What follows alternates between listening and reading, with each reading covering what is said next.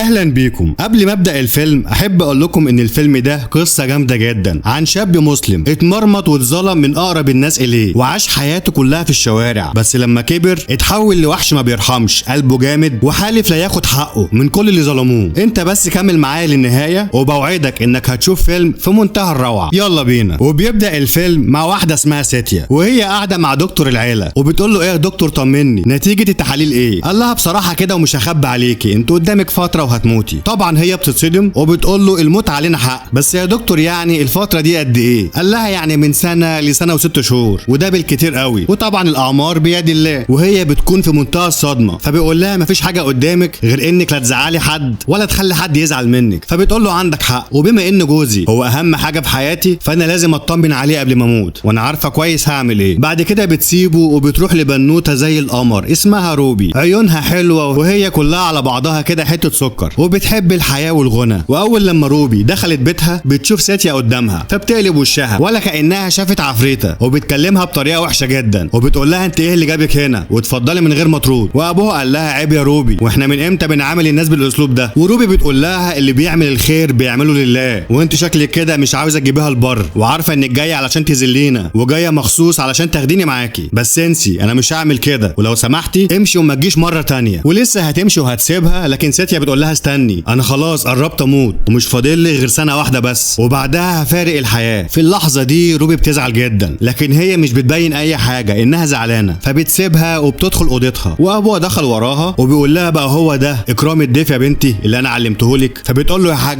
انت عارف كويس الست دي جايه ليه، يعني ايه عايزه تاخدني معاها علشان اتجوز جوزها، ولو هي فعلا هتموت انا مال اهلي يا حاج، وبعدين بذمتك بقى دي مدينه هتامن بنتك تروح تعيش فيها؟ وابوها بيقول لها بص يا روبي يا بنتي احنا ناس على قد حالنا وحياتنا ماشيه بالعافيه، ولو هنفكر بالعقل مفيش حل قدامنا تاني علشان اقدر اربي اخواتك واساعدهم في جوازهم، وساتيا بقى الله يسترها هي اللي هتساعدني ان اجوز يا اخواتك واجهزهم. بعد كده بتقعد مع نفسها وبتفكر في كلام ابوها وبتقتنع بيه، فبتنزل جري ورا ساتيا وبتقول لها بقول لك ايه انا موافقه بس بشرط جوزك هيتجوزني وهعيش معاكم في القصر زيك. وساتيا بتتضايق من كلامها بس في الاخر بتقول لها خلاص انا موافقه. وفعلا بعد يومين بيعملوا فرح على الضيق ما بين اهل البيت وبس، حتى العريس نفسه ما كانش موجود. وبعدين بنروح لبطل فيلمنا نزار اللي عايش لوحده وبطوله وبعافر، واصبر معايا للاخر علشان حكايته حاجه فاخر على الاخر، واللي بيكون مولع الدنيا في احتفالات في المدينه وكل يوم بيصلي العشاء وبعدين بيخرج في المنطقه وبيعيش حياته في وسط الناس الطيبين وفرحان معاهم وعمال بيغني وبيرقص. لكن الفرحه بتقلب لغم اول لما بيشوف الست بهار وهي خارجه من القصر بتاعها وواقفه بتبص عليه، ونزار بيسيب كل حاجه وبيمشي من المكان كله وهي بتلاحظ ده وبتزعل جدا. وبالليل بنشوفها وهي بتغني وبنعرف ان صوتها حلو جدا والكل بيحب يسمعها، وروبي هي كمان بتسمع صوتها وبتعجب بيه لحد ما جوزها ديف دخل عليها وكان واقف على الباب من غير ما حتى يدخل او يشوفها. فبيقول لها بصي بقى وبصراحه كده انا معرفش مراتي قالت لك ايه علشان توافقي على الجواز من واحد متجوز، بس مش مهم، المهم انك تفهمي حاجه واحده بس، انا بحب مراتي ومستحيل ابص لواحده غيرها وليكي مني كل الاحترام، لكن مش هقرب منك ولا هيجمعنا مكان، وياكي تفكري في يوم من الايام انك تكوني مكانها، ويلا تصبح على خير. وبيخرج من هنا وروبي كأن في خنجر اتدب في قلبها، وبرغم انها مش بتحبه ولا حتى شافت شكله بس حست ان هو طعنها في انوثتها. وتاني يوم بقى بنشوف نزار وهو في شغله وبنعرف ان هو بيشتغل حداد من صغره، وبيدخل عليه صاحب عمره اسمه عبد الله اللي بيقول له انت يا ابني اللهم صل على النبي عليك صحتك حلوه وعامل زي الاسد، بس خساره انك تضيعها في المشي ورا النسوان يا نسوانجي، وفكك بقى من الهبل ده وتعالى معايا وانضم لينا لحزب الحدادين الاحرار. لكن نزار بيقول له مفيش احسن من الستات، ده اولا، ثانيا بقى انا كفايه عليا معركتي اللي اعيش واموت علشانها، معركتي مع الدنيا ومع الراجل اللي استعار يعترف ان ابنه ورماني في الشوارع وخلاني عايش طول حياتي زي المتسولين، وخلى اللي يسوى واللي ما يسواش يقول عليا ابن حرام، بس على مين؟ انا هفضل وراهم لحد ما دمروا هو وعيلته وكلهم عايشين في قصر وانا مرمي في الشوارع. فخليك انت بقى يا عبد الله مع الحدادين الاحرار بتوعك وسيبني انا اولع في اعدائي بالنار. وبنروح لابوه اسمه ارجون اللي كان قاعد في القصر بتاعه مع ابنه ديف ومرات ابنه ساتيا، وكلهم قاعدين بيفطروا مع بعض. وديف بقى ما كانش طايق نفسه وعمال يلقح على مراته انها جابت له زوجه تانية علشان تطمن عليه قبل ما تموت. ولما ساتيا سالت على روبي فالخدامه بتقول لها انها رافضه تنزل تاكل معاكم، وديف بيتضايق اكتر وبيسيب الاكل وبيقوم. وساتيا بتقول لها خلاص اي حد فيكم يطلع لها الفطار في الاوضه بتاعتها. وارجون بيقول لها بلاش تزعلي من جوزك وانا عارف ان القرار اللي انت اخدتيه صح، وهو بس هيحتاج وقت علشان يتاقلم معاها. وفعلا بيطلعوا لها الاكل، وروبي بقى قاعده عند الشباك وسمع صوت واحده بتغني ومبسوطه جدا، فبتقول لها هو صوت مين الحلو ده؟ والخدامه بتقول لها ده صوت الست بهار، احسن مغنيه في المدينه كلها، بس هي حاليا بتغني كل فين وفين وما بقتش زي الاول، بس هي عايشه في مكان كله غنى ورقص وبيجي لها ناس علشان يسمعوها ويتعلموا الغنى. وروبي بتقول لها ايه السفاله وقله الادب دي، غنى ورقص وكلام فارغ، طب هو المكان ده فين؟ انا عايز اقابل الست دي. والخدامه بتقلق تقول لها على العنوان، بس في الاخر بتقول لها وان هي في منطقه اسمها هيراماندي، بس خلي بالك المكان ده مشبوه، واي واحده بتروح هناك بتبقى لا مؤاخذه كانها واحده شمال، واحنا عيله ليها اسمها ومكانتها، والمكان ده كفيل يشبه بلد بحالها. ونرجع بقى لعبد الله اللي عايز يساعد صاحبه نزار، واخد الشغل بتاعه علشان يعرضه على تاجر كبير، وبيقول له شوف بقى يا معلم الشغل المحلي بس افخم من المستورد، ده الانجليز نفسهم مش بيشتروا البضاعه غير من صاحب نزار، الواد ايه صنايعي وايده تتلف في حرير. والتاجر بيقول له بلا حرير بلا سرير، مش ده الواد نزار ابن الحرام؟ يعني ابن حرام وهيعمل شغل كويس؟ طب ازاي؟ وعبد الله بيقول له يا عم احترم سنك وبلاش الكلام ده وخليك في الشغل، هو انت جاي تناسبه؟ والتاجر بيقول له لا معلش انا ما اقبلش اخد بضاعه معموله على ايد واحد ابن حرام، مش كفايه ان هو مسلم؟ ونزار بيتعصب وقال له مسلم، ودي حاجه تشرفني لاخر يوم في عمري، مش احسن معبد البقر يا ابن البقر؟ واسمع كلمه كمان وهشقك نصين. وعبد الله بيقول له اهدى يا نزار ابوس ايدك، سيب الراجل ده ممكن يموت في ايدك يا صاحبي. وفعلا بيسيبه وبيمشوا هما الاثنين. وساتيا بقى بتاخد بعضها وبتروح لروبي في الاوضه بتاعتها وبتقول لها مالك انت قاعده لوحدك ليه؟ احنا مش اعداء علشان تفضلي كده، وطول ما انت قاعده لوحدك محدش هيقرب مني. فبتقول لها وانا مش عاوزه حد يقرب مني ومش فارق معايا، وانت عارفه كويس انا جايه هنا ليه، علشان اامن مستقبل اخواتي مش اكتر من كده، وده غير انك عارفه كويس ان جوزك بيحبك وما ادانيش فرصه واحده اقرب منه، وكفايه قوي ان في يوم فرحنا جالك انت وبات عندك مش عندي. وساتيا بتقول لها مفيش حاجه بتيجي مره واحده، ما تقلقيش وانا عامله حسابي، انا كلمت ديف وخليته يعينك في الجريده بتاعته، ودي احسن فرصه ليكي علشان تقربوا من بعض. وروبي بتكون قاعده وفي قمه الحزن واليأس، بس بتقول لها انا موافقه وهسمع كل كلامك بس بشرط انا عايزه اتعلم الغنى علشان دي الحاجه الوحيده اللي بحبها. وساتيا بتقول لها بس كده سهله، ده انا هجيب لك شيرين اياليل بنفسها وتدربك هنا في البيت. وروبي بتقول لها لا مش عايزه حد يجي لي هنا، ومن الاخر كده وسكه ودغري انا عايزه اروح اتدرب عند الست بهار. وساتيا بتقول لها لا لا لا انسي، انا مستعد اجيب لك شيرين ونانسي واليسا، ولو عايزه تتعلمي الرقص هجيب لك سوفينار كمان لحد عندك، لكن الا بهار. وروبي بتقول لها لا بهار يعني بهار. وساتيا بتتعصب وبتقول لها لا انت لازم تحترمي قواعد البيت ده، بلا بهار بلا منبار. وبرغم كده ساتيا بتخرج من الاوضه وبتروح لحماها وحكت له اللي حصل، وبتقول له بص يا حاج البنت دي لسه عيله وعقلها صغير وانا عارفاها كويس، فخلينا نسمع كلامها وننفذ اللي هي عايزاه ومش هنخسر حاجه، وكده كده لو حد شافها هناك محدش لسه عارف ان هي مرات ابنك ديف، وانا بصراحه شايفه ان نفسيتها بقت في النازل وعايز اساعدها. وارجن بيتعصب شويه بس بيقول لها انا موافق بس الفتره مؤقته علشان بس هي لسه مش عارفه طبعنا، لكن بعد كده هتاخد بالجزمه علشان مفيش ستات بيمشوا كلمتهم علينا. وتاني يوم بنشوف عبد الله مجمع كل الرجاله وعاملين مظاهرات قدام الجورنال بتاع ديف، وساعتها ديف ولا فارق معاه اي حاجه وكان عامل اجتماع وعايز يعرف انهي اعلانات اللي هينشروها في الجورنال بتاعه. وساعتها بنشوف المساعد بتاعه وبنعرف ان هو هندوسي، وبيقول له في شركه خمور وبيره ودخان ونسوان وكل حاجه حرام في الدنيا عايزين يعملوا اعلان الاسبوع ده وفلوسهم ايه زي الرز. بس المساعد التاني اسمه احمد قال له يا عم استغفر الله اتقي ربنا، ولا صحيح ما انت بتعبد الاصنام ولا فارق معاك حاجه. وبعدين بيتكلم مع ديف وقال له يا باشا الاعلان ده هيعمل لنا مشاكل مع المسلمين في المنطقه واحنا مش ناقصين، وكفايه مشاكل وفتنه لحد كده، ويشوفوا اي اعلان غيره. والموضوع سخن على الاخر ولسه هيمسكوا في بعض، فبيسمعوا صوت حلو كده من بره وبيقول لهم انا من رايي تعملوا اعلان للميك اب ومنتجات للعنايه بالشعر والبشره، وده هيكون احسن حل. وده غير ان البنات مهووسين بالحاجات دي وهم اكتر كائنات استهلاكا على وجه الارض وبيخربوا البيوت بسبب المنتجات دي. وسوري يا جماعه لو كنت قطعتكم، انا بس بدور على استاذ ديف اصل انا مراته محدش شاف جوزي. فبتكلم جوزها وبتقول له طب انت يا استاذ يا حلو يا ابو نضاره هو انت ما شفتش ديف جوزي؟ قول له مراتك روبي بتدور عليك. طبعا ديف بيكون في نص هدومه وفي قمه الاحراج علشان الاتنين اول مره يشوفوا بعض من ساعه ما اتجوزوا. فبيقول المساعد بتاعه خد اللي عايزه اقطع لسانها دي ووصلها للمكتب بتاعها والنهارده اول يوم شغل ليها. وفعلا بيقول لها اتفضلي معايا يا مدام. فبتقول له طب والنبي يا اخويا ما شفتش ديف جوزي؟ والراجل ساعتها كان هيتجنن وبيقول لها طب ما هو ده يبقى يا ست تعالى انا مش ناقص جنان ابوس ايدك. وفعلا بتروح وبتقعد على مكتبها من هنا وبتشوف ديف وهو داخل مكتبه، فبتقول صلاه النبي احسن بقى اللي كنت بساله بتساله عن جوزي، طلع هو نفسه جوزي، يخرب بيت الظروف اللي خلتني خروف. وبعد ما بتخلص شغلها بتروح في منطقه تيرا غاندي، وكان هناك احتفال شغال، انما ايه حاجه كده تشرح القلب الحزين. وروبي بقى داخله بقلب جامد ولا كأن بيت ابوها. وبعدها بتسمع صوت بهار وهي ملعلعه في الغنى، وبتضرب الباب برجليها، ومن غير اي مقدمات بتدخل وبتغني وبترقص معاها ولا كأنها صاحبه المكان. وطبعا بهار بتنبهر بصوتها، والبنت ايه صوتها في قمه الروعه. ونزار هو كمان بيكون معدي، واول لما سمع صوتها جاي من ناحيه بيت بهار فبيعجب بصوتها جدا، وبيقرب من المكان علشان يسمعوا اكتر. وبعد ما خلصت غنى بدات تتكلم مع بهار، وبتقول لها بصي بقى يا ست الكل، انا عايزاكي تعلميني كل حاجه في الغنى، انت ست قديمه في المجال ده وعندك خبره ما شاء الله. وبهار بتقول لها انت فعلا صوتك جميل وفي منتهى الروعه، لكن بصراحه انا عندي طلاب كتير جدا والمكان عندي بقى كامل العدد ومش عايزه اي طلاب جداد. فبتقول لها تفكري شويه، يعني ما جاتش عليا. في الوقت ده بتيجي الخدامه لروبي وبتقول لها احنا كده اتاخرنا ولازم نمشي. طبعا بهار بتتصدم لما شافت الخدامه وبتقول لها استني، هو انت مرات ضيف الجديده؟ طب مش تقولي كده من الاول؟ طيب خلاص يا بنتي تعالي بكره وانا موافقه اعلمك الغنى وهنعمل بروفا، لو صوتك عجبني انا هقبلك. بعد كده بتخرج ومعاها الخدامه، وهوبا بتلاقي نزار في وشها، فبيقرب منها وبيقول لها هو من امتى الملائكه عايشين معانا هنا على الارض؟ ايه العيون دي وايه الخدود دي وايه المناخير اللي قد حبه الكريز؟ ده انا ما شفتش حلاوه كده في حياتي، جمالك عامل زي السهم اللي رشق في قلبي، عاجبك كده؟ فبتقول له بقول لك ايه، شكلك كده بتاع حريم وحياتك فيها ستات اشكال والوان، ومش انا اللي يضحك عليه بالكلمتين الفاضيين دول. فبيقول لها كسرت قلبي بقى، انت شايفاني كده الله يسامحك، مع انك اجمل واحده بس قلبك عليا جاحد، حبك في قلبي زي التلجه وساحت، انت شكلك حبيتيني ومن اول نظره ومسيتك هتجيلي لحد عندي. فبتسيبه وبتمشي، بس بتفضل تفكر فيه. وتاني يوم لما بتروح لبهار بتفضل تغني وتغني، وبهار كالعاده بتنبهر بجمال صوتها. فبتقول لها برغم ان صوتك عجبني جدا بس في نبره حزن، وانت شكلك كده مش فرحانه في جوازتك الجديده. وروبي بتقول لها يعني هو في ست في العالم اتجوزت وعاشت مبسوطه؟ والله انتوا كده يا صنف الحريم زي القطط، بتاكلوا وبتنكروا، يلا غلابه وبنكسب فيكم ثواب. المهم بهار بتقول لها عموما مبروك يا حبيبه قلبي، انت خلاص بقيت عضوه في اكاديميه بهار للموسيقى الخزعبليه. فبتخرج روبي وهي فرحانه بس عينيها عماله بتدور على نزار، لحد ما الخدامه بتيجي وبتقول لها مش ايه يلا بقى احنا اتاخرنا. وبعدين بيرجعوا على البيت، وروبي بقى بتاخدها الشجاعه والحماس وبتروح لديف وبتقول له انا عايز اقول لك حاجه مهمه، انا كمان مش فارق معايا الجوازه دي على فكره، واحسن حاجه عملتها ان انت في اوضه وانا في اوضه، بس بما اني شغاله معاكم في الجريده فانا عايز اكتب مقاله مهمه جدا. وديف بيقول لها وايه المشكله؟ شوفي انت عايزه تكتبي عن ايه وقولي لي. فبتقول له انا هكتب مقاله عن حي تيرا غاندي. قال لها خلاص تمام اكتب المقاله ولو عجبتني هنشرها في الجريده. فبتفرح جدا، وتاني يوم الصبح بتروح على منطقه تيرا غاندي اللي بتكون كلها ورش حداده، لحد ما بتوصل على الورشه بتاعه عبد الله، وهناك بقى بتلاقي نزار جوه الورشه وبيشتغل. واول لما شافها قرب منها وبيقول لها ايه مش قلت لك هتجيلي؟ بس انت جيتي بسرعه قوي كده، شكل عجبتك صح؟ ها من الاخر كده عندك مكنه ولا شوف انا؟ وروبي بتقول له مكنه لما تاخدك يا واطي، انا ست متجوزه ويا ريت بقى تلبس فانيلا وتستر نفسك. فبيقول لها متجوزه ده عز الطلب، بس انا شايف ان في حزن في عيونك، ما تخافيش انا هخليكي تنسوا كل حاجه مزعلاكي، انت بس سيبي لي نفسك، ده مفيش احسن من العلاقات المفتوحه. وهي بتقول له فتحوا دماغك يا بعيد، ده انت راجل مش محترم، بقول لك ايه انا جاي اقابل عبد الله. فهي تقول له هو فين؟ يا تغور من وشي. الله طيب هعديها لك المره دي، بس صدقيني انا قلبي خالي وجيبي مليان وعالي ومستنيك يا حلوه. فبتسيبه وبتروح تتكلم مع عبد الله وبتقول له ما شاء الله عليك شكلك محترم، مش زي الواد اللي هناك ده اللي عايز ضرب الجزمه على دماغه، انا بقى صحفيه من الجورنال بتاع ديف وجاي اعمل مقاله عن المنطقه بتاعتكم. وساعتها عبد الله بيقول لها ما تتعبيش نفسك، احنا احوالنا زي الزفت والانجليز داخلين بالمصانع والمعدات بتاعتهم وهيوقفوا شغلنا وبيتنا هيتخرب، وده غير ان كل الورش بتاعتنا هتبقى ملهاش اي 60 لازمه. ولعلمك ديف بنفسه عارف كل الكلام ده، بس هو عمره ما هينشر اي حاجه عنده في الجورنال، وهو بالنسبه لي هيكون عدو الاول وما عنديش كلام تاني اقوله. فبتخرج من عنده وقفاها بيأمر عيش، لكن طبعا نزار ابو قلب حنين بيلبس هدومه وبيروح وراها وقال لها على فكره الواد عبد الله ده مش وش نعمه، بس انا بقى ممكن اساعدك وما تقلقيش انا حافظ كل شبر في المكان ده. وهي بصت له قوي وبتقول له سبحان مغير الاحوال، يعني من امتى وانت محترم كده وبتتكلم بادب؟ فبيقول لها ده بس علشان احنا في الشارع، اصل انت ما تعرفيش انا ليا وضع وبرستيجي في المكان ده، المنطقه دي بالنسبه لي هي بيتي وانا لازم ابان قدام الناس باحسن صوره، عارفه ليه؟ علشان انا ابن حرام وتربيه شوارع. فبتقول له من غير حلفان باين عليك وعلى اخلاقك، قول لي بقى انت عاوز مني ايه؟ قال لها انا بس عايز اعرف اسمك. فبتقول له اسمه روبي. قال لها عاشت الاسامي اجمل روبي، بصي بقى لو عايزاني فعلا عشان اساعدك في المقاله بتاعتك عن المنطقه دي يبقى لازم تقابليني يوم الجمعه في المكان اللي هقولك عليه، وبوعدك هخليكي تشوفي اللي عمرك ما شفتيه. وفعلا يوم الجمعه بتروح للمكان اللي قالها عليه، فبتلاقي نفسها في حلبة مصارعه في وسط ناس كتير، وبتلاقي واحد في الحلبة دي وهيصارع طور، والشخص ده بقى بيكون هو نفسه نزار اللي واقف زي الاسد ومستعد للعركه. وبنشوف الطور ده بقى حاجه كده قد الجاموسه مرتين ثلاثه، وهوبا بيهجم على نزار وبيعمل منه فتة كوارع وبيرميه على الارض. وطبعا روبي قلبها بيقع في رجليها، وبتسمع الشباب دول وهم بيقولوا ان الواد نزار ده وحش عنيف هيركب على ظهر الطور وهيضربه 7 مرات على دماغه، وبكده هيكسب المباراه. بس قبل ما يكملوا كلامهم الطور هجم عليه مره تانية واداله كتف قانوني بيطيره خارج حدود البلد وبيرميه من فوق التل. اللهم صل على النبي، حتى الهنود عينهم بتخلي اجدعها اسد يتحول نعامه من الحسد. المهم بنشوف نزار بيرجع مره تانية وعمال يتسلق الجبل، وبيطلع بقى وبيقف في وش الطور وبيقول يا قوي على كل قوي يا رب تعالى. ومسك الطور ابن الطور وركب على ظهره وهاتك يا ضرب لحد ما بيعد 7 ضربات، وفي الاخر بيكسب المباراه. وبنشوف الطور بقى بيتقمص وبياخد بعضه وبيجري على الاوضه بتاعته. ده انت طلعت طور ابن ناس ومتربي اكتر من ناس اعرفه. المهم بعد المصارعه الجامده دي نزار بيقف على البحر وبيغسل وشه في الميه، وروبي بقى بتقرب منه وهي متعصبه ونازله في ضرب، وبتقول له بقى هو ده اللي انت جايبني هنا علشانه؟ عايزني اشوفك وانت بتموت؟ هو انت ايه متخلف؟ انا قلبي كان هيقف من كتر الخوف والقلق عليك. في الوقت ده نزار قال لها بالظبط كده، هي دي حياتي ملهاش تمن، ومش خايف اعيش ولا اموت، بالنسبه لي واحد، لا عندي قريب ولا حبيب ولا حتى غريب يسال عليا، وحتى لو مت مش هلاقي حد يصلي عليا. طبعا هي بتزعل علشانه وبتقول له بكره هتحب وهتلاقي اللي تحبك، وساعتها بس هتتمسك بالحياه وهتبقى عايز تعيش علشانها. وبعدين سابته وبتمشي. وعبد الله بقى بيقرب منه وبيقول له يا حبيب اخوك فلوس الرهانه هي كبير. ومن اليوم ده وروبي ما بقتش بتفكر في اي حاجه غير في نزار اللي سرق قلبها، وهو كمان عمال بيفكر فيها لكن رافض ان هو يعترف ان هو بيحبها. وبيفضلوا كل يوم بيتقابلوا ويروحوا سوا وبيجوا سوا بحجه ان هو بيعرفها على المنطقه. وروبي هي كمان بتكون فرحانه ورايحه جايه معاه زي العبيطه وناسيه اصلا انها ست متجوزه. وبهار لما قعدت معاها استغربت جدا من كل تصرفاتها اللي اتغيرت تماما، وحست انها فرحانه ومبسوطه عكس ما بتشوفها كل مره. ولما بتراقبها بتتصدم لما شافتها بتخرج مع نزار اللي بيكون مستنيها ومسك ايديها ومشوا مع بعض، فبتعرف انها عايشه قصه حب معاه وبتخون جوزها. وفي الناحيه تانية بنروح لارجون اللي بيتكلم مع ابنه ديف وبيقول له حاول تهدي الدنيا شويه، المسلمين شادين حيلهم علينا وانا قعدت معاهم النهارده وعايزين يقابلوك علشان سيادتك متفق مع الانجليز انهم يعملوا مصانع حديد هنا، وانت بكده هتدمر اكل عيشهم. اسمع الوضع خطير، ولو انت ما قعدتش معاهم وتهدي الدنيا هيقلبوا عليك وساعتها ما حدش هيرحمك منهم، وانا اللي بقول لك هيكون عندهم حق لانك كده بتحط ايدك في ايد الانجليز وبتخرب بيوتهم هم. لكن ديف بقى بيقول له طب بص يا حاج، موضوع المسلمين ده مقدور عليه، بس انت بقى في بالك حاجه تانية وخليك معايا دغري وقول انت عايز تقول لي ايه. وابوه قال له انت عندك حق، مراتك يا ابني اللي انت بتعاملها كانها غريبه. وديف بيقول له انا مش معتبرها مراتي، انا بس اتجوزتها علشان سيتيا صممت تعمل كده، وصدقني لما سيتيا هتموت انا هطلقها في نفس اليوم، وهي بقى اللي اختارت انها تعيش في وسط ناس وعيله مش مرحبين بوجودها. وبعدين يا حاج انت مثلي الاعلى في كل حاجه الا العلاقات، انا عمري ما هبقى زيك ولا هكون متجوز واحده واسيبها واعيش مع واحده ثانيه علشان دي اسمها خيانه. فاكر اللي انت عملته مع امي زمان ولا احب افكرك؟ وارجون بيقول له ده انت قلبك اسود قوي يا جدع، اكيد امك هي اللي قاست قلبك عليا بالشكل ده. فبيقول له الله يرحمها بقى، هي فضلت تحبك لاخر يوم في عمرها وعمرها ما قالت عنك حاجه وحشه برغم انك خنتها وحبيت عليها واحده ثانيه وكمان خلفت منها عيل. هو انت ايه ضميرك مش بأنبك؟ انت ازاي بتعرف تنام وانت عارف كويس ان ليك ابن مرمي في الشارع ورافض انك تعترف بيه ومش عايز تعرفنا مين هو؟ وبرغم ان امي وافقت انك تتجوز الست دي وتعترف بابنك، لكن انت بكل قسوه قلب رفضت تعمل كده، وانا عمري ما هكون زيك وهفضل مخلص لمراتي لحد ما تموت. وبنروح لنزار اللي بيفتح الباب وبيلاقي بهار واقفه قدامه، فبتقول له ازيك يا ابني. وهنا بتكون الصدمه علشان بنعرف انها امه، فبيتعصب عليها وبيقول لها ما اسمعش مني كلمه ابني مره تانية انت فاهمه؟ فبتقول له خلاص حاضر يا نزار، بس قول لي هي روبي ذنبها ايه؟ سيب البنت في حالها، دي بنت طيبه وغلبانه ومتجوزه اخوك ديف. ونزار بيبص لها قوي من فوق لتحت وبيقول لها انسي، دي جات لي على طبق من ذهب كانها السلاح اللي كنت مستنيه بقالي سنين وجه لحد عندي واللي هدمر بيه ارجون وكل عيلته، الراجل اللي انت دخلت معاه في علاقه زمان وهو متجوز وخلفتيني منه بالحرام. فبتقول له يا ابني دي غلطه وانا بعترف بيها ان حبيت ارجون من كل قلبي وخلفتك علشان احطه قدام الامر الواقع واخليه يتجوزني، لكن هو للاسف عمل عكس اللي كنت متخيلاه وبعد عني بالايام والشهور والسنين، ويوم ما قلت لك تعالى علشان اجيب لك حقك انت رفضت وسبتني لوحدي. بقول لها بعد ايه؟ انت شكلك كده بتنسي انت اللي رميتيني في الشوارع، وكل شويه كنت بتيجي وتعملي فيها ام حنينه وتحطي لي اكل وشرب. عارفه ليه؟ علشان انت كمان عملتي زيه ورفضتي تعترفي بيا قدام الناس. وارجن هو كمان ادى لابنه ديف كل حاجه، فلوس وعربيات وعز، وسابني انا مرمي في الشوارع. علشان كده انا هكسره وهدمر كل حاجه تخص العيله دي، وروبي هي السكينه اللي هرشقها في قلبهم كلهم، وانت ما تجيش على سكتي بدل ما ادمرك انت كمان. فبتخرج من عنده وهي مصدومه، وحست ان هي خلفت طفل لما كبر اتحول لوحش كل همه الانتقام من اكتر راجل هي حبته في حياتها. بعد كده نزار بيروح لعبد الله اللي كان مجمع الشباب كالعاده وبيشجعهم انهم ما يسكتوش ويعملوا مظاهرات. وساعتها نزار بيولعها اكتر وقالوا الكلام ده ملوش اي 60 لازمه، وانت بتضيع وقتك على الفاضي ولازم تاخد موقف. وعبد الله قال له انا فعلا اخدت ميعاد مع ديف وهروح اقابله في المكتب بتاعه وهوضح له الموقف اللي احنا فيه. ونزار بيقول له يا عم ديف مين ده؟ لو كان عايز يساعدك كان عمل كده من الاول، ده قص المصايب. هو انت ناس ان هو اصلا مرحب جدا بالانجليز وحط ايديه في ايديهم وشايف ان المصانع والمعدات بتاعتهم احسن من الحدادين اللي عندنا. فبيقول له انت عندك حق بس هعمل محاوله اخيره معاه. وساعتها نزار بيولعها اكتر وقال له يا اخي انا لو مكانك ومعايا الرجاله دي كلها كان زماني هديت الجريده على دماغه هو وعيلته. وبعد كده سابه وبيروح يقابل روبي وقال لها لا صحيح، هو انت ما فكرتيش بعد ما سيتي هتموت انت هتروحي فين؟ فبتقول له هفضل مع جوزي. فبيتعصب جدا وقال لها هو انت زي ما عندكيش كرامه كده؟ يعني الراجل ما بصش في وشك لحد دلوقتي وقال لك صراحه ان هو مش بيحبك، وانت كل ده مستنيه لحد ما مراته تموت علشان تاخدي مكانها؟ لا لا لا ما كنتش اعرف ان انت ما عندكيش كرامه قوي كده. فبتقول له بص انا مش هرد عليك، بس ديف بالنسبه لي راجل محترم، راجل بيحب مراته ورفض يزعلها ونفذ كلامها وفي الاخر اتجوزني. على الرغم من كده اخد عهد انه عمره ما هيخونها وهيفضل جنبها حتى في مرضها. وانا كنت بتمنى احب واحد زي ديف يبقى جدع معايا وحنين ومخلص، ويا ريت بقى تبطل تحكم على الناس بطريقتك اللي زي الزفت دي. وبتسيبه وبتمشي. وبعدين بتروح على بهار وبتقول لها بصي بقى انا ما عنديش حد افضفض معاه وانا هقول لك انت